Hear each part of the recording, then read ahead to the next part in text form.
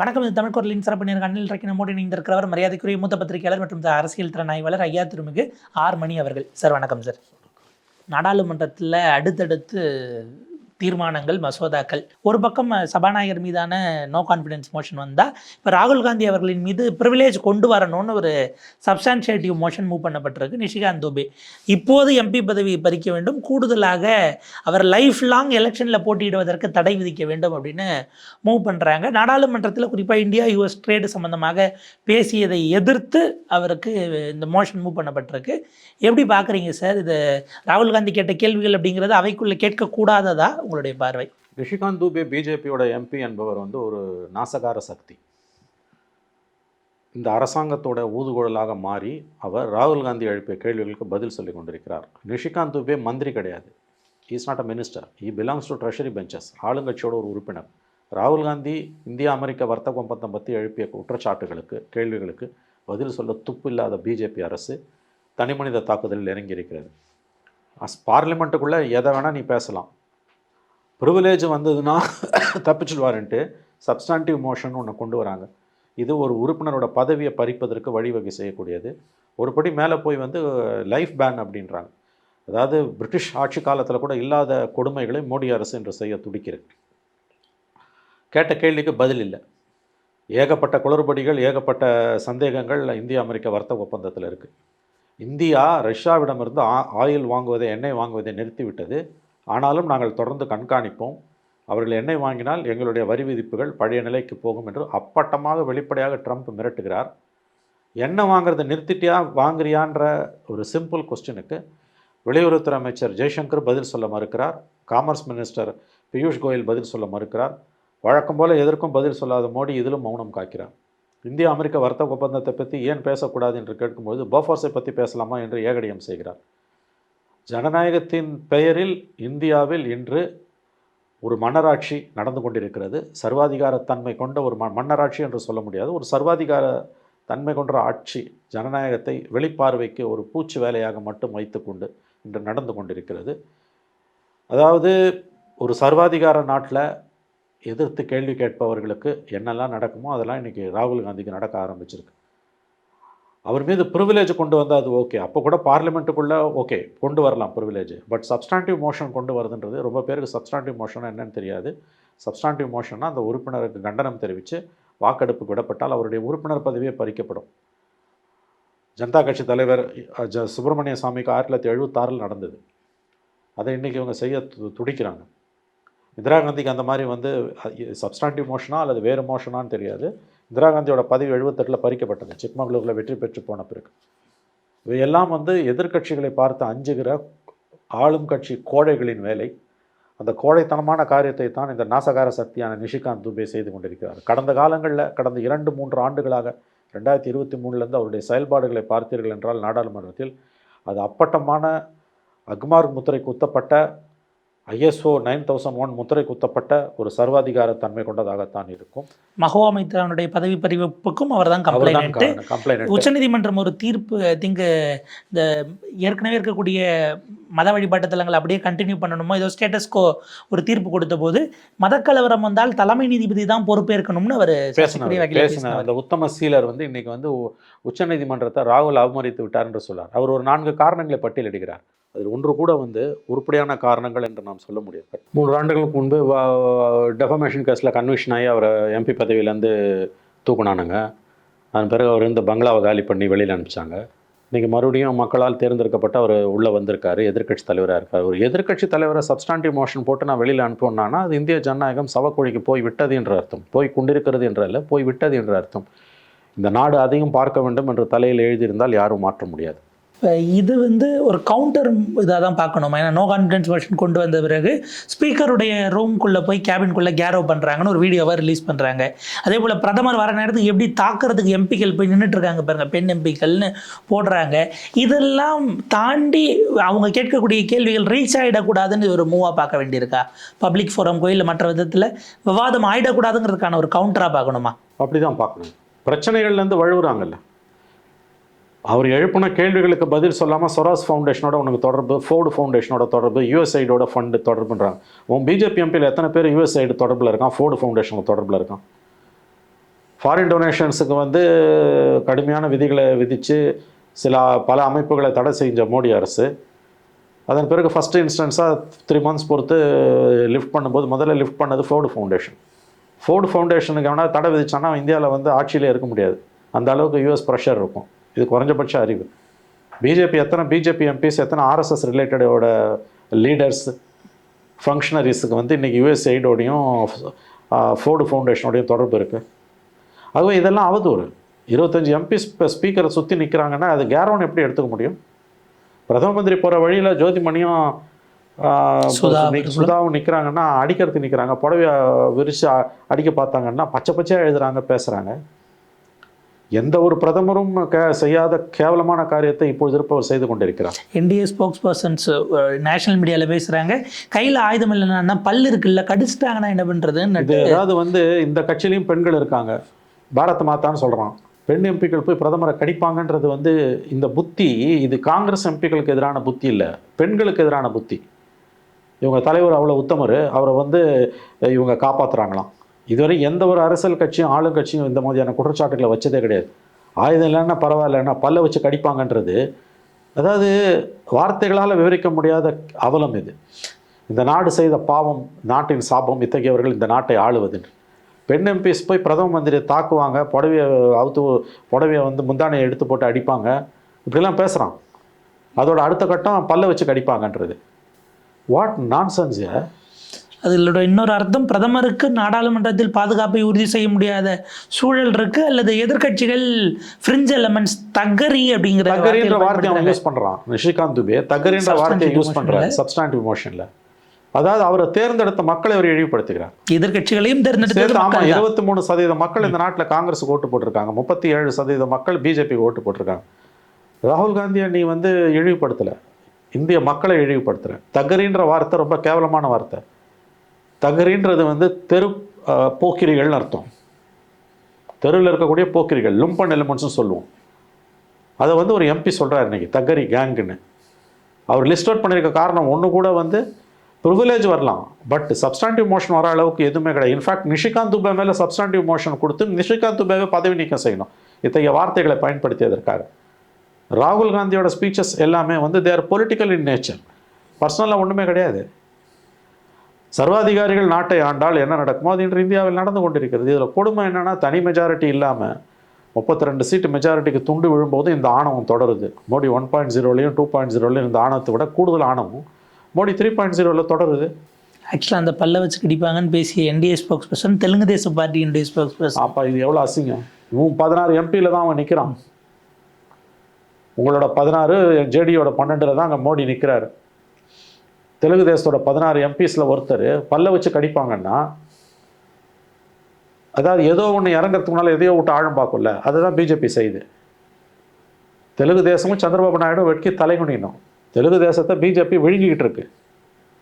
கவர்மெண்ட்டை நடத்துறதுக்கு துட்டு கிடையாது, தினம் பிச்சை எடுத்துன்னு இருக்கார் நாயுடு. அதனால் விசுவாசத்தை காட்டுறதுக்கு அவருடைய எம்பிக்கள் இப்படி வாலாட்டி கொண்டு இருக்கிறார்கள். பல்ல வச்சு கடிப்பாங்கன்றது நீங்கள் சொல்லி தான் நான் கேள்விப்பட்டேன். அதாவது இப்போ கற்பனை கூட செய்ய முடியாத ஒரு குற்றச்சாட்டு யார் மேலே, எம்பிக்கள் மேலே. உன்ன மாதிரி தான் என் மக்கள் அவங்களையும் தேர்ந்தெடுத்துருக்காங்க. பல்ல வச்சு பெண் எம்பிக்கள் பிரதமரை கடிக்க போகிறாங்க, அவருக்கு ஆபத்துன்னா நீ இழிவுபடுத்துறது அந்த எம்பிக்கள் இல்லை, அவர்களுக்கு வாக்களித்த இந்தியர்களை. இப்போ இந்தியா யுஎஸ் இருதரப்பு ஒப்பந்தம், அது இருதரப்புக்குமான ரெசிப்ரோக்கலாக இல்லைங்கிறது தனி விவாதம். அதை நீங்கள் பார்லிமெண்ட்லேயே ஏன் சொல்லலைன்னு கேட்கறது சிக்கலுக்குரியது. அது வந்து எந்த வகையில் தேச விரோதமாக போகுது? அதுதான், தேச விரோதிகள் இவர்கள் தான். பிஜேபியும் நரேந்திர மோடியும் அவருடைய அமைச்சரவையும் தான் உண்மையிலேயே வந்து இந்தியாவை இன்று அமெரிக்காவுக்கு விற்று இருக்கிறார்கள். ஒப்பந்தத்தோட டீட்டெயிலை பார்லிமெண்ட்டில் சொல்லாமல் நீ எங்கே சொல்லுவ? அதுவும் பார்லிமெண்ட் நடந்துட்டு இருக்கு. அமெரிக்கன் வெர்ஷன் ஒன்றா இருக்குது, உன் வெர்ஷன் ஒன்றா இருக்குது. ட்ரம்ப் தெளிவாக சொல்கிறாரு, அமெரிக்கா ரஷ்யன் ஆயில் வாங்குறதை நிறுத்திட்டாங்கன்னு. இன்ன வரைக்கும் கவர்மெண்ட் ஆஃப் இந்தியா கிட்ட அதுக்கு நேரடி பதில் இல்லை. அப்போ மௌனம் சம்மதத்துக்கு அறிகுறி. நீ வாங்குறது நிறுத்தினது மட்டும் இல்லை, கண்காணிக்கப்படுகிறான்றான். ஜாயிண்ட் ஸ்டேட்மெண்ட் கொடுத்துருந்தா வேற, அது வேற. ஆரம்பத்தில் அங்கேருந்து வருதுங்கிறதே பிரச்சனைக்குரியதாக இருக்குது. நீ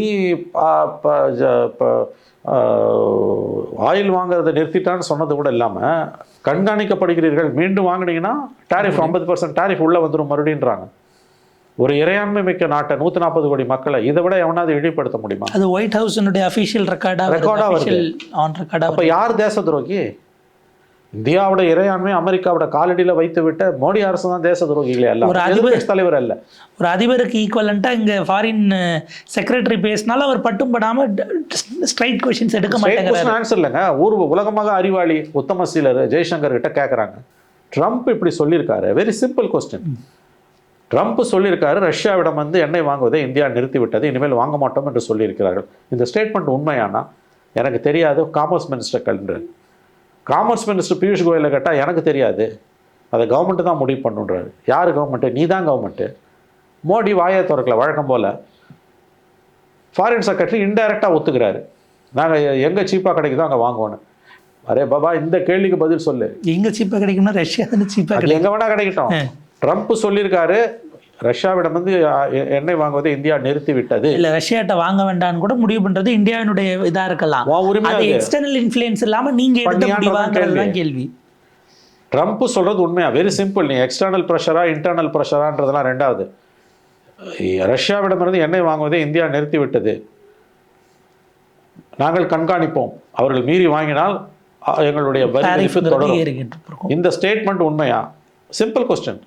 Have you stopped purchasing oil from Russia? Say yes or no. ஏன்னா வாங்கியதையும் ராஜதந்திரம்னு கொண்டாடினாங்க. இப்போ யூஎஸ் கிட்ட வாங்கினதையும் அவ்வளோ பெரிய மாலை போட்டு என்டி எம்பிஸ் எல்லாம் சேர்ந்து ஒரு பாராட்டு விழாவை அன்னைக்கு காலையில் நடத்துகிறாங்கன்னா எப்படி சார்? ரெண்டும் மாஸ்டர் ஸ்ட்ரோக் தான். அதில் எந்த சந்தேகமும் கிடையாது. ரெண்டும் மாஸ்டர் ஸ்ட்ரோக் தான். இப்போ இதில் என்னென்னா பதிலளிக்க வேண்டிய பெட்ரோலியத்துறை அமைச்சர் அவர் எப்ஸ்டீன் ஃபைல்ஸில் அவர் நியமனம் இருக்கிறதுனால அவர் ப்ரெஸ்ஸையே எந்த கொஷின்ஸ்க்கும் ஹர்திபுரி எடுக்க மாட்டேங்கிறாருங்கிற கேள்வி இருக்கு. ஏன்னா பெட்ரோலியம் மினிஸ்டராக அவருக்கு டேட்டாஸ் தெரிஞ்சிருந்தாலும் அவருக்கு கொஷின்ஸ் எடுக்க மாட்டேங்கிறாரு. அவர் நிலைமை அப்படி. இப்போ இந்த சப்ஸ்டான்ஷியேட்டிவ் மோஷன் வெறுமனே இந்தியா யூஎஸ் ட்ரேடை பற்றி பேசியதற்கா அல்லது மற்ற விஷயங்கள் ஜெனரல் நரவணேவுடைய புக் ஆகட்டும் இல்லை இப்போ எப்ஸ்டீன் ஃபைல்ஸ் குறித்து பேசினதாகட்டும் இதெல்லாமும் சேர்ந்ததனுடைய ஒரு இம்பேக்டாக ஒரு கலெக்டிவ் எதிர்வினையாக பார்க்க வேண்டியிருக்கா சார்? கலெக்டிவ் எதிர்வினை தான். நவரணே புக்கை எடுத்து காமிச்சது அவங்களுக்கு சுத்தமாக பிடிக்கல, நல்லா மாட்டிக்கிட்டாங்க அதில். ஏன்னா 3 நாள் பொறுத்தும் பப்ளிஷரும் நவரணேவும் 2 கட்டணம் ஒரு ஸ்டேட்மெண்ட் கொடுக்குறாங்க. கிராக்ஸ் என்ன அதை சொல்லு. நீ அவன் வந்து ஆத்தரைஸ்டு பப்ளிஷராக அன்ஆத்தரைஸ் வந்த கதையெல்லாம் வேணாம். நீ புக்கை எழுதுனியா இல்லையா, அதில் இந்த வார்த்தைகள் இருக்கா இல்லையா, அதோடு நிறுத்திக்கோ. நீ அவ்வளோ பெரிய சார்ஜ் இது. ஸோ அது ஒன்று. ரெண்டாவது வந்து யூஎஸ்டியில் பிரித்து மேய்ஞ்சிட்டார் ராகுல் காந்தி. எப்ஸ்டீன் ஃபைலில் தொட்டுட்டார், தாங்க முடியல. ராகுல் காந்தியை மேக்ஸிமம் பண்ண முடியக்கூடியது அவருடைய எம்பி பதவியை பறித்து வெளியில் அனுப்பி போடுறது. அது செய்வாங்க, கண்டிப்பாக செய்வாங்க. அதுக்கு வாய்ப்பு நிரம்பவே இருக்கிறது. இப்போ இது வந்து ஸ்பீக்கருடைய நோ கான்ஃபிடன்ஸ் மோஷனுங்கிறது அது ஏறதாழ 14 days டைம் பீரியட் வரணும் போகணும். இதுக்கு நடுவில் ஸ்பீக்கருடைய நோ கான்ஃபிடன்ஸ் மோஷனையே டிஎம்சி ஆதரிக்கலைன்னு ஒரு விஷயம் இருக்குது. முதல் நாள் கையெழுத்து போட்ட திமுக டிஆர் பாலு தான் செகண்ட் சிக்னேட்டரி. அடுத்த நாள் ராகுல் காந்தி பேசும்போது பின்னாடி இல்லை. இதெல்லாம் அப்போசிஷனே ஸ்கேட்டர். டிஎம்சி ஓப்பனாக ஒரு லைன் எடுத்துட்டாங்க, டிஎம்கே முள்ள அந்த லைன் எடுத்துக்கிட்டு இருக்காங்க. திமுகவிடமிருந்து காங்கிரஸிடமிருந்து காங்கிரஸோட நாடாளுமன்ற நடவடிக்கைகளில் காங்கிரஸிடமிருந்து திமுக குறிப்பாக மக்களவையில் தன்னை தனிமைப்படுத்திக் கொள்ள ஆரம்பித்திருக்கிறது. 8 MP சஸ்பெண்ட் ஆனாங்க ராகுல் காந்தியை பேசக்கூட மாட்டவர் சொன்னப்போ. சு வெங்கடேசன் சிபிஎம் கூட சஸ்பெண்ட் ஆகிருக்காரு. அந்த 8 பேரில் அவர் ஒருத்தர், மற்றவெல்லாம் காங்கிரஸ் எம்பிஸு, மாணிக்க தாகூர் உள்ளிட்டவங்க. வழக்கமாக காங்கிரஸ் பின்னாலேயே போகிற திமுக ஏன் வந்து அந்த போராட்டத்தில் கலந்துக்கல? ஏன்னா பேச விடலைன்னா அந்த முதல்ல பின்னாடி எழுந்து ஆதரவாக குரல் கொடுக்கக்கூடியவர்களாக திமுகவினர் இருப்பாங்க, ஓடி வருவாங்க. இது ரொம்ப இன்ட்ரெஸ்டிங். 8 சஸ்பெண்டட் 8 MPஸில் ஒரு திமுக MP கூட ஏன் இல்லை? தனக்கு எதிர்கட்சி தலைவர் கேள்வி கேட்டு ஏன் ஃபினான்ஸ் பட்ஜெட்டை பற்றி பேசுகிறேன், leader of opposition finance minister வரலையான்னு கேட்ட பிறகு ஃபினான்ஸ் மினிஸ்டர் வந்து உட்கார்ந்ததை கேட்டுட்டு அடுத்த நாள் பதில் கொடுக்குறாங்க. நிர்மலா சீதாராமன் உட்காரும்போது நீங்கள் தமிழ்நாட்டுக்கு 0னா நீங்களும் போய் ஜாயின் பண்ணிருக்கல லீடர் ஆஃப் அப்போசிஷன் இல்லை, தமிழ்நாடு புறக்கணிக்கப்படுகிறது, இங்கே போராட்டம் நடத்துறீங்க, அங்கே எங்கே லீடர் ஆஃப் அப்போசிஷன் வந்து இப்போ வாக் அவுட் பண்ணி அவருக்காக பேசணும் 8 MPs சஸ்பெண்ட் பண்ணுறாங்க. ஒரு திமுக MP கூட ஏன் இல்லை அதில்? இப்போ 3 நாளாக நாடாளுமன்ற மாதிரி வந்து நான் நோ கான்ஃபிடன்ஸ் மோஷனை வந்து பட்டும் படாமல் கழுத்து போட்டுட்டு ராகுல் காந்தி பேசும்போது சபையில் இல்லை, டிஆர் பாலு இல்லை. ஆகவே திரிணாமுல் காங்கிரஸ் அது ஒரு தனிப்பாதையில் பயணிக்க தொடங்கியிருக்கு. கூட்டணி கட்சிகளும் காங்கிரஸை கை கழுவ ஆரம்பித்திருக்கின்றன. அதுதான் உண்மை. இப்போ நோ கான்ஃபிடன்ஸ் மோஷன் அப்படிங்கிறது மூவ் பண்ணப்படுது அப்படின்னா ஸ்பீக்கர் அது வரைக்கும் சபைக்கு வரமாட்டார் அப்படின்னு அவங்க அறிவிச்சிருக்காங்க. அது ஒரு தார்மீக ரீதியிலாம் நாங்கள் எதிர்பார்க்குறோம்னு. பட் யோசிச்சோம்னா உங்கள் மீதான குற்றச்சாட்டில் நீங்கள் இருந்து கேட்கறது கரெக்டாக இல்லை இருக்கும். அது பண்ண மாட்டாங்க. யூஸ்வலி ஸ்பீக்கர் மேலே வந்து அசம்பிளிஸில் பார்லிமெண்ட்டில் வந்து the minute no conference motion is moved, he will be stepped down. He will step immediately has to step down. சேம்பரில் உட்காந்து கேட்கலாம், சில சமயம் சில பேர் அது கூட கேட்க மாட்டாங்க, போயிடுவாங்க. அது ஒன்றும் பெரிய பிரச்சனை கிடையாது.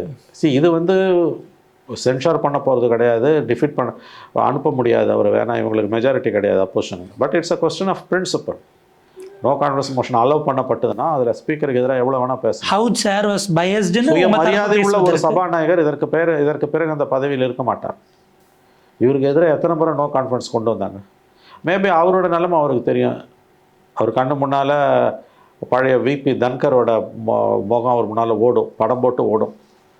திடீர்னு ஒரு நாள் காணாமல் போயிட்டார். இந்தியாவின் 2வது குடிமகன் என்னென்னமோ பண்ணிகிட்டு இருந்தார், பேசிகிட்டு இருந்தார். திடீர்னு ஒரு நாள் ஆளை காணும்.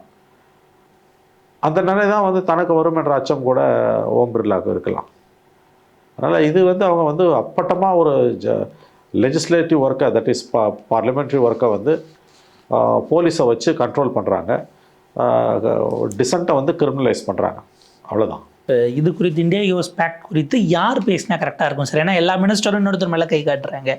அந்த ஃப்ளோர் ஆஃப் தி பார்லிமெண்ட்டுக்குள்ளே யார் ரெப்ரசன்ட் பண்ணால் கரெக்டாக இருக்கும்? பிரதமர் பண்ணுறது தானே அது சரியானதாக இருக்கும். ட்ரம்ப் ஸ்டேச்சரில் சொல்லும்போது இங்கே நம்ம பிரதமர் ஸ்டேச்சரில் சொல்கிறது தானே கரெக்டாக இருக்கும். அது பிரைம் மினிஸ்டர் தான் பதில் சொல்லணும். பிரைம் மினிஸ்டர் பதில் சொல்ல மாட்டாங்க. இது இந்தியாவின் மீதான குற்றச்சாட்டு, இந்தியாவின் மீதான தாக்குதல் ட்ரம்ப்போட பேச்சு என்பது. அதுக்கு பதில் மோடியிடம் தான் வர வேண்டும். மோடிகிட்ட வந்து பதில் வரல, அவர் பதிலே சொல்ல மாட்டார்னா அது இந்திய மக்களை இழிவுபடுத்தக்கூடிய காரணம். ட்ரம்ப் சொல்கிறது தான் உண்மை. அப்போ ட்ரம்ப் சொல்கிறது உண்மை என்பதை மோடி அரசு நாடாளுமன்றத்தில் மௌனம் காப்பதன் மூலம் உறுதிப்படுத்தி விட்டது. மௌனம் சம்மதத்துக்கு அறிகுறி என்பது இதுதான். ரொம்ப பெரிய அளவுக்கு பிஜேபியினர் கிளைம் பண்ணது, அல்லது பிரதமரே கூட பேசியது, என்ன ஆனாலும் சரி இந்தியாவினுடைய விவசாயிகளுக்கு மாற்றாக யூஎஸ் ப்ராடக்ட்ஸை நாங்கள் உள்ள விட மாட்டோம், அதில் நான் உறுதியாக இருக்கேன்னு பிரதமர் பல தேர்தல்களில் பல இடங்களில் பேசியிருக்கிறாரு. இந்திய விவசாயிகளுக்காக நான் நிற்பேன். இப்போ யூஎஸ்னுடைய அக்ரிகல்ச்சர் ப்ராடக்ட்ஸ், டைரி ப்ராடக்ட்ஸ் ரெண்டுமே உள்ளே கொண்டு வர்றதுங்கிறது இந்தியன் மார்க்கெட்டுகள், இது இந்தியன் ஃபார்மர்ஸ் கிட்ட, ஸ்டேக் ஹோல்டர்ஸ் கிட்ட ஒரு உரையாடலை கூட நிகழ்த்தவில்லை அப்படிங்கிற ஒரு குற்றச்சாட்டும் வைக்கப்படுகிறது. Indian agriculture market, dairy market யூஎஸோட அந்த 0% உள்ள வர்றதுனால எந்த அளவுக்கு பாதிக்கப்படும் பார்க்குறீங்க சார்? அது ஒரு காம்ப்ரமைஸ் தாங்க. ரொம்ப முக்கியமாக கவனிக்க வேண்டியது மற்ற செக்டார்ஸ், டெக்ஸ்டைல்ஸோ, பெட்ரோகெமிக்கல்ஸ், அல்லது வந்து armed items, electronics, Boeing flight assistant works, இதெல்லாம் வந்து அதெல்லாம் கூட வந்து பெரிய பாதிப்பு இருக்குமான்னு தெரியாது. ஆனால் கண்டிப்பாக விவசாயத்தில் அக்ரிகல்ச்சர் அண்ட் டெய்ரி ப்ராடக்ட்ஸில் கொண்டு வந்து ரொம்ப போகிறான் வந்து they're going to dump Indian market. இதுதான் இருக்கிறதுலே இந்த ட்ரேட் டீலில் ரொம்ப ரொம்ப ரொம்ப ஆபத்தான ஒன்று. ஏன்னா இவங்க வந்து இது வரைக்கும் வந்து அதோட கண்டென்ட்ஸை வந்து வெளியில் எடுத்து சொல்லலை. அது ரொம்ப முக்கியமானது 75 கோடி இந்திய விவசாயிகளை பாதிக்கக்கூடிய agri products and dairy products. அமெரிக்காவோட அக்ரின்றது ஹெவிலி சப்சிடைஸ்டு. அதுவும் ட்ரம்ப் வந்த பிறகு வந்து அங்கே மக்காச்சோளம் அதுக்கெல்லாம் வந்து மார்க்கெட்டே குறைஞ்சிட்டு இருக்கிறதுனால இந்திய சந்தையை திறந்து விடுன்னு அவங்க பெரிய அளவில் ப்ரெஷர் போட்டாங்க. வேறு வழி இல்லாமல் வந்து மோடி அரசு அதற்கு ஈல்ட் ஆயிடுச்சுன்னு தான் தோணுது. ஆனால் இல்லைன்னு அவங்க மறுக்கிறாங்க. பட் விவசாய பொருட்களுக்கும் பால் பொருட்களுக்குமான சந்தையை இந்தியா எனக்கு தெரிஞ்சு கிட்டத்தட்ட மொத்தமாக திறந்து விட்டுச்சுன்னா நான் நம்புறேன். ஏன்னா ஹெவிலி சப்சிடைஸ்டு, கவர்மெண்ட் சப்சிடைஸ்டு ஒரு அமெரிக்கன் விவசாயியோட இந்தியன் விவசாயி இங்கே மார்க்கெட்டுக்குள்ளே கம்பீட் பண்ண முடியுமாங்கிற கேள்வி இருக்குது. கம்பீட் பண்ண முடியாது, சிக்கலே அதுதான். அவன் ஹெவிலி சப்சிடைஸ்டு மக்காச்சோளம், கார்னு, சோயா, அப்புறம் அனிமல் ஃபீடு, கால்நடை தீவனங்கள், இதெல்லாம் வந்து பெரிய அளவில் வந்து டன்னாக வந்து இந்தியாவுக்குள்ளே இறங்க போகுது. அவனுக்கு பழைய மார்க்கெட்டை உலகம் பூரா பிடிக்க முடியல. இந்தியாவே ஒரு காலனி நாடாக தான் மாற்ற முயற்சிக்கிறது அமெரிக்கா. மோடி அரசு தெரிந்தோ தெரியாமலோ அதற்கு உடன்பட்டு கொண்டிருக்கிறது. இந்த ஒப்பந்தம் மிக மிக பாரதூரமான விளைவுகளை ஏற்படுத்தக்கூடிய ஒப்பந்தம், இந்தியா அமெரிக்க வர்த்தக ஒப்பந்தம். குறிப்பாக அது விவசாய பொருட்களுக்கும் பால் பொருட்களுக்குமான இந்திய சந்தையை கட்டற்று திறந்து விடுகிறது. 75 கோடி விவசாயிகளை கொண்ட இந்த தேசம் அடிப்படையில் ஒரு விவசாய நாடு. ஏற்கனவே இந்திய விவசாயம் மிக கடுமையான சிக்கலில் இருந்து கொண்டிருக்கக்கூடிய சூழ்நிலையில் இந்த ஒப்பந்தத்தின் மூலம் இந்தியாவின் ஒரு பகுதி சந்தையாவது குறைந்தபட்சம் உடனடியாக திறந்து விடப்படும். வரவிருக்கும் நாட்கள் கடினமானவை, எந்த சந்தேகமும் வேண்டாம். ஒரே ஒரு நிறைவு கேள்வி சார். வழக்கமாக யூஎஸ் ஏதாவது ஒரு ரீஜனலில் ஒரு இம்பேலன்ஸ் வருது, ஒரு கிளாஷ் வருது அப்படின்னா அவங்க அதை சால்வ் பண்ணதை விடவும் அதை அப்படியே வச்சிருக்கிறது தான் அவங்களுடைய ஸ்ட்ராட்டஜியாக ஹிஸ்டாரிக்கலி இருந்திருக்கிறது. நீங்கள் சைனாவை கண்டெயின் பண்ணுறதுக்காக இந்தியாவை எடுத்துகிட்டு இப்போ இந்தியாவுக்கு கவுண்டர் கொடுக்கறதுக்காக பாகிஸ்தான் அவங்க பூஷிக்கிறத பார்க்க முடிகிறது. அப்போ இந்த மாதிரியான சூழலில் நம்ம அப்படியான ஒரு டில்ட் எடுக்கிறதுங்கிறது பாரதூரமான விளைவுகளில் ஒரு லாங் டேர்மில் ஏற்படுத்தாதா? மோர் தென் இக்கனாமிக்கலி அந்த இடத்துல அது அவங்களுக்கு ஏற்படுத்த தான் செய்யும். ஏன்னா இந்த ட்ரேட் டீல்ன்றது வெறுமனே ட்ரேட் டீல் இல்லை. அமெரிக்காவோட வந்து பெரிய அளவில் இந்தியா வந்து நெருக்கமாக போகுது. இது ஏற்கனவே இந்தியாவுக்கு பவர்ஃபுல் ஃப்ரெண்டில் இருந்த ரஷ்யா இவங்களிடமிருந்து இந்தியாவை தனிமைப்படுத்தும். அமெரிக்காவை நம்பி போய் எவனுமே வந்து வாழ்ந்ததெல்லாம் கிடையாது. அவன் சக் பண்ணி எடுத்துகிட்டு வேலை முடிஞ்சவன் தூக்கி வெளியில் வீசிடுவான். ஆக இந்த இண்டோ யூஎஸ் டீல்ன்றது ரொம்ப முக்கியமான ஒரு டீல். இந்தியாவுடைய ஃபாரின் பாலிசியில் ஒரு பெரிய டெக்டானிக் ஷிஃப்ட் இருக்குது.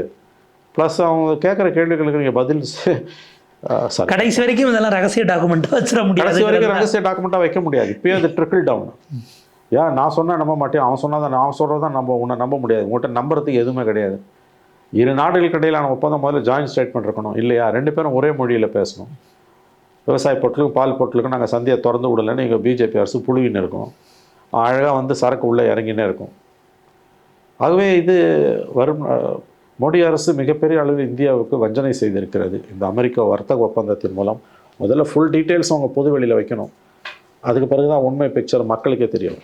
பாப்போம் சார். ஒரு விரிவான உரையாடல். நாடாளுமன்றம் பப்ளிக்கினுடைய என்ன கிரிவென்சஸோ அதை பேசுவதற்கான இடமாக இல்லாமல் போவது என்பது ஒட்டுமொத்தமாக எல்லா தரப்புக்கும் வாக்களித்த மக்களுக்கான அநீதி அப்படின்னு தான் நம்ம பார்க்க வேண்டியிருக்கு. இது ஃபர்தராக எப்படி போகுதுங்கிறத பொறுத்திருந்து பார்ப்போம். உங்கள் நேரத்துக்கு பொறுத்தவரைக்கும் மிக்க நன்றி சார். நன்றி சார்.